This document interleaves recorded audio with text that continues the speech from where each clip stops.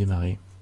Oui, coucou. Ouais, on va, on va, coucou, on va faire du dupli-vert aujourd'hui, tant qu'à faire. Hein? Bah, c'est parti. W, on ne rigole pas. W number of cut de, allez 3, je suis un fou. Non mais 3. Voilà, donc là j'ai un objet avec plein de faces. Moi j'aimerais bien y mettre des picots sur les faces du haut.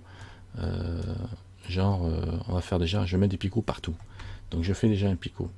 Hop, je vais prendre mon objet en mode edit là, je vais le déplacer. Comme ça il me casse plus les pieds. Je suis en mode edit, hein, le centre il est là. Je repasse en mode objet et je fais un Shift A, je fais un plan. Non, je prends un cube, je vais passer en mode edit, sélectionner sa face du dessus. On va faire un picot. Pour faire un picot, on rétrécit le haut. Oh oh mon bateau. Un petit A, je vais réduire mon picot S. Voilà, par exemple, je fais un petit picot comme ça. Et maintenant, pour faire l'opération que je veux faire, il faut parenter les deux. Alors, il faut faire attention à l'opération de parentage. Il faut que lui, ça soit le parent. Donc, il faut le sélectionner en dernier. Et lui, c'est l'enfant. Garçon ou fille, comme vous préférez. Alors, vous prenez d'abord le petit picot en mode objet, vous faites Shift et vous sélectionnez en second le parent, papa, on va dire, ou maman, comme vous préférez, et vous faites quoi? Je vous le donne en mille et mille, un CTRL P. On ne rigole pas. S'il vous plaît, que je S'il suis vous top. plaît. Objet, voilà. J'ai fait un CTRL P. Alors attention, je recommence. Pour ceux qui n'ont pas vu, objet, je fais CTRL P. D'accord? Objet, c'est-à-dire j'ai sélectionné d'abord mon petit picot, et après je fais Shift et je sélectionne le deuxième, lui le gros en deuxième, et je fais CTRL P et je clique sur Set Parent to Objet. Voilà. Là, ça a pour effet de les parenter tous les deux. Alors, c'est facile de vérifier qui est le papa. Vous sélectionnez lui, par exemple, hein, et si vous bougez en faisant un G, il y a tout qui vient. Les parents, les enfants, il y a tout qui vient. Par contre, si vous sélectionnez qu'un enfant, vous le prenez, il bouge tout seul. D'accord? CTRL Z, voilà la différence. Une fois que vous avez parenté les deux objets, on peut revenir sur mon objet ici, et je vais passer en mode edit. Voilà. Je passe en mode edit tout de suite, pour pouvoir la déplacer sans déplacer son centre d'origine qui est là, toujours au même endroit. Et là, je vais aller ici dans le petit cube objet data, là-haut. Et en bas, on a, alors je vous attends, le petit cube objet data là-haut, ok. Et en bas, vous avez ici duplication. Et duplication, par défaut, est sur none. Et sur none, on va se mettre sur face. Et là, miracle. Miracle, tous les objets, tous mes petits picots se sont répliqués sur chaque face, chacune des faces de mon objet cible, qui est le parent. Si je veux déplacer mon picot par rapport à la surface, là vous voyez il n'est pas enfoncé complètement, je viens, j'ai une solution, soit je réduis lui, mais bon c'est pas tellement l'objet, non, je vais pas le réduire, je vais sélectionner mon petit picot, ici, en mode objet, d'accord, et je vais passer en mode edit sur lui. Je bouge pas les objets en mode objet, hein. Je les bouge qu'en mode edit. Je vais bien me mettre en vue de face et en vue orthonormée en appuyant sur 5.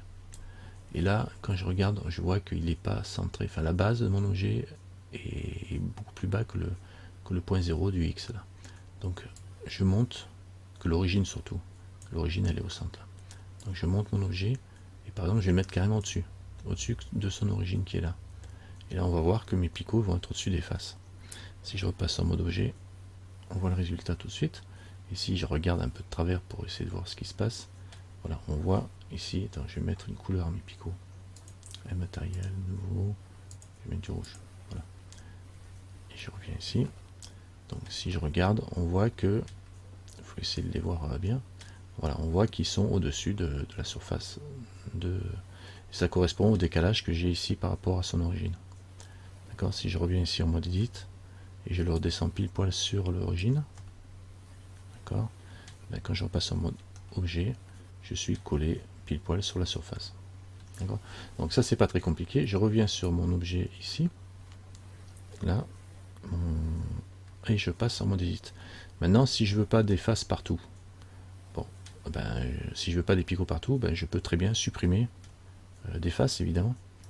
Ça, c'est la solution la plus simple. Je sélectionne des faces. Voilà, je les supprime, X face. Voilà, j'ai plus de picots là où j'ai les faces. Donc ça, c'est un petit peu la solution à l'arrache.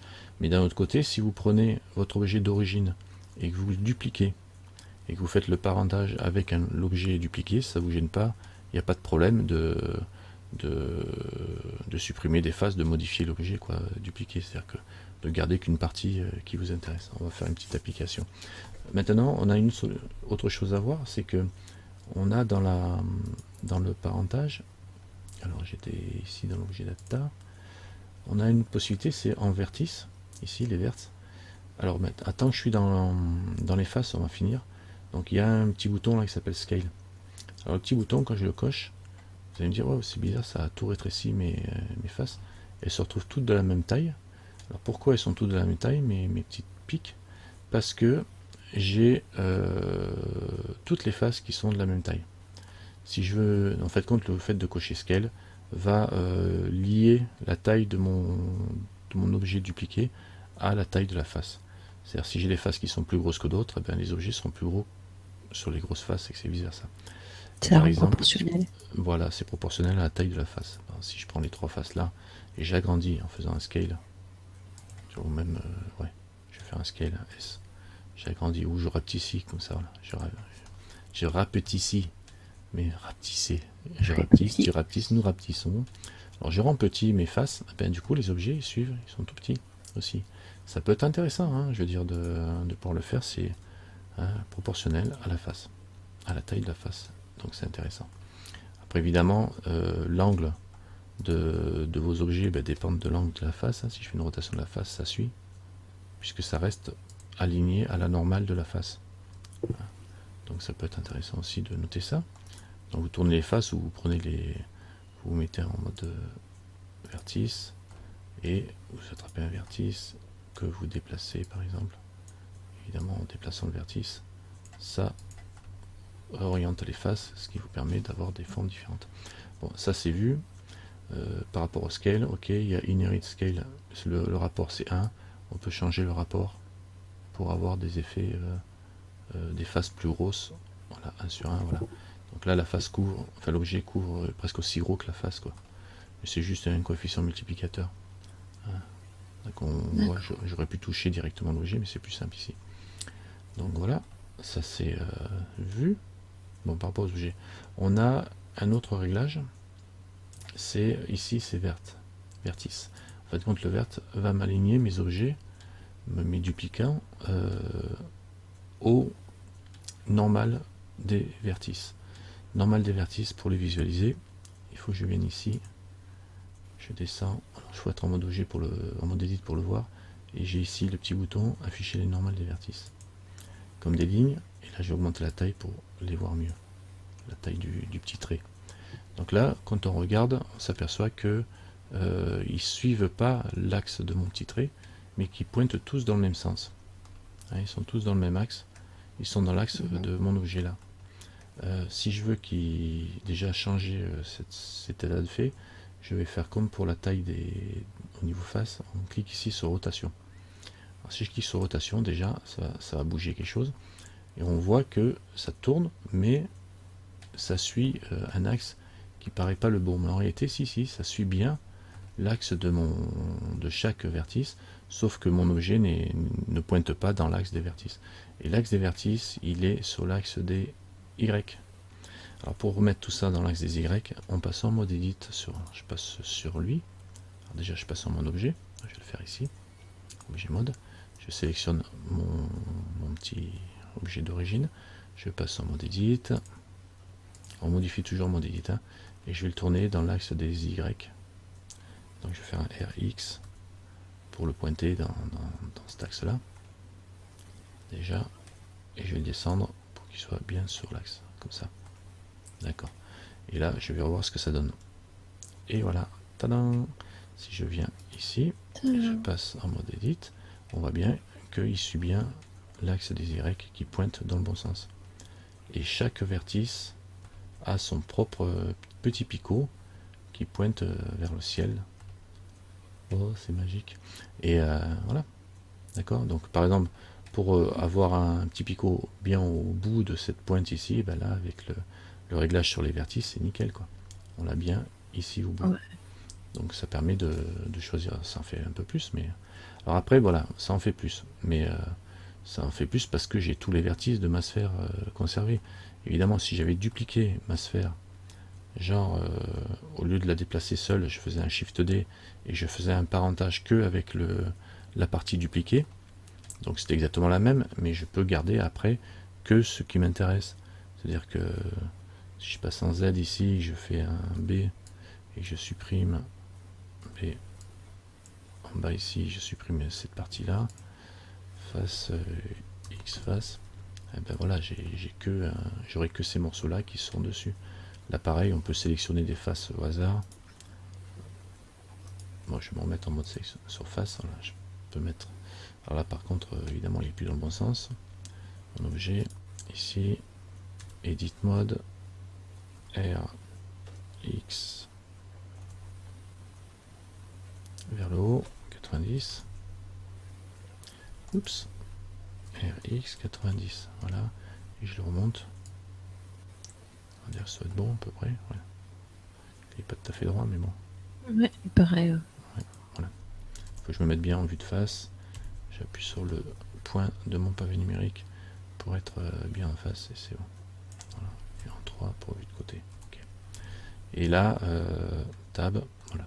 J'ai bien mes picots qui pointent sur les faces. Ils auraient pu faire en sorte que quand même le vertice aussi pointe dans mes max, quoi. Ça nous aurait évité de faire des bidouilles. C'est mon avis, bon, c'est pas bien grave, mais par contre, on peut revenir ici, voilà, et sélectionner, je décoche ça, et sélectionner que les faces que je veux garder avec des picots. Je fais un X-face, voilà. Et du coup, voilà. Par exemple, si, imaginons que j'ai une ceinture à faire ou un collier, eh ben, je sélectionne la boucle de face, enfin, je duplique le coup que j'ai à... Je sélectionne une boucle sur le cou, par exemple. X-face, je sélectionne une boucle sur le cou, comme ça, je la duplique, et je m'en sers pour, vu qu'elle colle, c'est exactement le même coup, et je m'en sers comme support pour créer des picots. X-face, et j'obtiens un collier avec des petits picots. D'accord. Donc, non, c'est pas mal ça. C'est pas mal. Après, je vois pas trop d'autres. Qu'est-ce que je peux dire d'autre? Tu peux montrer comment ça fait sur le bouger en mode objet. Ouais. Alors, si tu Et tu bouges. peux dire comment on fait pour se finaliser. Oui, oui, oui, évidemment, c'est super important. Mais lol. En mode objet, alors si je prends mon petit picot et je le bouge en mode objet, c'est tout qui bouge en mode objet. On fait juste décaler le- on décale l'un par rapport à l'autre. C'est comme quand on n'a pas les origines. En fait, quand on n'aura pas les origines au même endroit. Lui, son origine est là. Lui, son origine est ici. Du coup, comme je suis en mode objet, donc du coup, ça décale. Ça, d'accord. Contrôle, alors Alt G pour ramener tout à 0. Si je bouge lui en mode objet, ben, quel intérêt? Ça bouge tout en même temps, vu qu'ils sont parentés, que c'est lui le père, hein, et que l'ensemble tourne. Alors, Alt G pour tout ramener à 0. Et tu m'as dit, ça c'est en mode objet, c'est pareil pour la rotation, hein, ça fait des choses un peu, pas forcément voulues, mais on peut s'en servir aussi, si on a envie de se caler. Mais franchement, le résultat est plus probant, enfin, il est plus contrôlé, on va dire, quand on est en mode edit, vu que ça correspond à quelque chose de contrôlé, parce que là, pour le coup, ça tourne un peu dans n'importe quel sens, et il faut avoir un bon cerveau pour arriver à suivre l'opération que c'est en train de faire. Puisque là, non, il faut bouger vraiment en mode edit hein, si vous voulez que ça corresponde à quelque chose. Alors, CTRL Z. Donc, toujours en mode edit, les rotations et les ajustements. Si vous créez, évidemment, si vous passez en mode edit et vous rajoutez face, j'y suis, bon, et vous extrudez, voilà, voilà, bah évidemment, quand vous êtes en mode Z, votre objet est extrudé aussi. Bon, j'aurais peut-être mieux fait de faire CTRL Z, Z, prendre la pointe, ça aurait été mieux. Voilà, là. et en mode objet, on voit le résultat, la pointe elle est bonne. D'accord? Ça fait un beau petit collier à pointe. Ça fait un petit peu SM tout ça. C'est sympa n'empêche. Et maintenant comment on fait? Voilà, maintenant qu'on a fini, on se dit bon bah, je vais garder le positionnement de mes clous qui vont être appliqués sur mon objet, la partie originale, pas celle que j'ai dupliquée. Là, je vous rappelle que c'est censé être dupliqué en fin de compte, si je veux pas le faire sur toutes les faces. Maintenant que j'ai fait ça, ben, il faut penser à finaliser, donc à appliquer notre modification, à appliquer les duplications, parce que pour l'instant on n'a que 27 faces sur notre build général, et ça correspond pas à la réalité, parce que tous les objets qui sont en mode dupli verte n'existent pas réellement, quoi. Vous voyez, ils sont pas enregistrés et ils prennent pas de poids, donc c'est bien, parce que si vous avez beaucoup d'objets, tant que vous appliquez pas la dupli verte, ben, vous bouffez pas de mémoire, du coup ça lag pas, quoi. Vous n'allez pas ramer sur votre PC. Et pour appliquer, donc on regarde, voilà, j'ai 27 faces et j'ai 28 mégas d'utiliser en haut.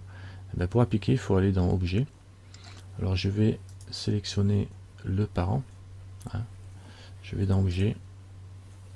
Je vais dans Applique. Et je vais faire Applique. Make duplicate réel. Ouais, c'est Make duplicate réel, mais je suis en train de regarder Visual Transform, appliquer la transformation, d'accord. Le Make duplicate réel, c'est le Shift Ctrl A, ici. Hein, ça rend réel les objets dupliqués attachés à cet objet. Donc c'est bien, il faut bien avoir sélectionné le parent. Hein. D'accord. Je fais CTRL SHIFT A, et là on voit que chaque petit objet a son origine, et on voit aussi que je suis passé à 252 faces, et 28,96 un petit peu, là ça n'a pas beaucoup bougé. Tu pourrais peut-être ajouter que pour découper par exemple, c'est mieux de le faire avant d'appliquer. Le dépliage, ouais. Le dépliage UV, si vous faites le dépliage de votre objet, évidemment, ouais, c'est vrai, effectivement, si on fait le dépliage UV de l'objet, bah, il vaut mieux le faire avant, parce que ça va dupliquer tout ça, et du coup ça vous évitera de faire le dépliage sur chaque objet. Quoique maintenant, on peut aussi, j'ai déjà montré dans une vidéo, on peut répéter un dépliage. D'accord.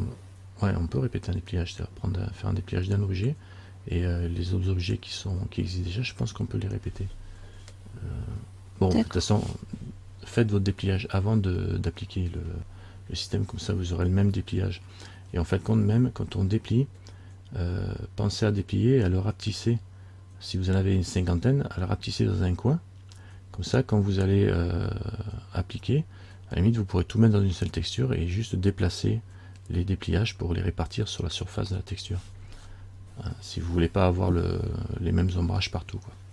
Donc ceux qui connaissent le dépliage, ils me comprendront. Voilà, ça c'est bon, et on va vérifier quand même une chose. C'est que normalement si j'en sélectionne un et que je le bouge, là il bouge pas, il est bien libre en mode objet. CTRL Z. Si je le passe en mode edit, voilà, alors, si je passe en mode edit, on voit que tous mes objets ils sont passés, ils sont liés. Oui. Parce que je passe en mode edit et ils sont tous en mode edit. Donc là pour le coup, à la limite, tout ce que je fais sur un objet, il va être répliqué sur les autres. Donc là, je vais quand même vérifier une chose. Si je fais un extrude sur un, voilà, je les extrude encore. Donc ils ont encore la liaison ensemble. Donc là pour l'instant, ils sont réels, mais on peut faire encore le dépliage à ce moment. D'accord. Je pense, hein, si on peut faire des dépliage. Tiens, je vais essayer. Ici, je vais juste faire une en mode edit là. Je peux pas le faire le dépliage ou quoi? Ben, pourquoi j'arrive pas à sélectionner un edge? Là. Ah, il faut prendre l'original. C'est lui l'original. Ouais, il y en a un qui est le maître là-dedans, et c'est celui-là. J'ai du bol, c'est celui-là. Quand je le reconnais, eh ben, il y a le curseur 3D qui est dessus. Ouf, heureusement qu'il était là, parce que sinon je l'aurais pas vu. Donc vous voyez, quand j'ai sélectionné, en fait compte, ça m'a sélectionné celui-là. Et là, si je sélectionne ça, et je fais un CTRL E, marque sim, voilà, je marque partout. Donc là, on a encore la main pour finaliser le dépliage. D'accord. D'accord. Et si on veut les désolidariser? Voilà, ben là, pour les désolidariser, ben, je pense qu'il faut tout sélectionner. Et il faut faire un séparate. serait bien ça de faire un séparate. Si tu les sélectionnes tous et que tu fais un P, séparate, by loose part, c'est-à-dire qu'ils sont séparés. Voilà, normalement, ça me l'a pas fait. Alors P, séparate, sélection. Séparate, sélection, ça me vire tout le reste. Ça va pas le faire, CTRL Z. Et normalement, le by loose part, by matériel, non, puisqu'ils ont tous le même matériel. Ben, niveau, mesh. D'accord, bon, ben là, pour les séparer, en fin de compte, il faut aller sur l'objet ici. Alors, je suis en mode... ouais, c'est ça. Ici. En mode edit. Voilà, ici. Et là, j'ai 14. Parce que j'ai 14 objets qui sont tous liés. Et là, normalement, ouais. Alors on doit pouvoir le faire une seule fois. Mais si je clique dessus, sur F15, ah, je vais être en mode objet. Oups, tant pour moi. Voilà, si je sélectionne tout, je vais essayer un truc. P, non, ça marche pas. Alors, échappe, je sélectionne tout. A, et là je clique sur le 15. Voilà. Edit. 14, là il faut cliquer à droite et supprimer les objets. Par contre, il y a moyen de le faire une seule fois, ça. Je suis presque sûr. C'est trop lourd à faire en... Tu vois, chaque fois que je le sélectionne, en fait, quand ça sépare les objets. Si j'en prends 2, 9... Et ouais, ça en traite qu'un seul, à chaque fois. En fait, compte, bon, ce sont des objets séparés, mais ils sont encore linkés. Comment je peux faire pour séparer, par exemple, pour lui, il y en a qu'un, là il y en a qu'un, là il y en a 4. Alors s'il y en a 4, avec quoi il est? Avec lui, il y en a 4, mais il est tout seul, lui. Sélectionne, bon, là, peut-être avec le petit maître, le petit enfant. Non, non. Là il y en a 3. Il va y en avoir encore quelques autres. Par contre, il y avait moyen, CTRL Z, attends, je vais vérifier. Je vais tout remettre les quotas. Voilà. Je suis presque sûr, hein, c'est pas possible que ça soit pas prévu. Voilà, je repasse en mode objet. Voilà, là j'en ai un ici. Là il y a 14 objets liés. C'est-à-dire que si je bouge lui en mode edit, ça va bouger ceux qui sont liés avec lui. Si j'en prends un, par exemple celui-là il a été séparé, par exemple je le passe en mode edit, je le sélectionne, vous voyez il est tout seul, sélectionné, ah ben il y en avait un autre dessous là. C'est pour ça que j'ai des doublons là. C'est pour ça. Et là, celui-là, tab. Voilà, quand je le passe en mode edit, il y a tout qui passe en mode edit. Donc il y en a quelques-uns. Maintenant, je suis presque sûr qu'on peut séparer le truc comme ça. Sélection. Ça c'est pour faire une sélection. Alors il y a quoi? Parce que pour créer des objets liés comme ça, on fait Alt D par exemple. Alt D, ça crée des objets qui sont liés de la même façon. Et pour annuler un Alt D, comment tu fais? Tu fais D? Non, marche pas D. Non, D ça marchera pas. Si je sélectionne tout. CTRL Alt D. On peut essayer, CTRL Alt D. Debug value, non.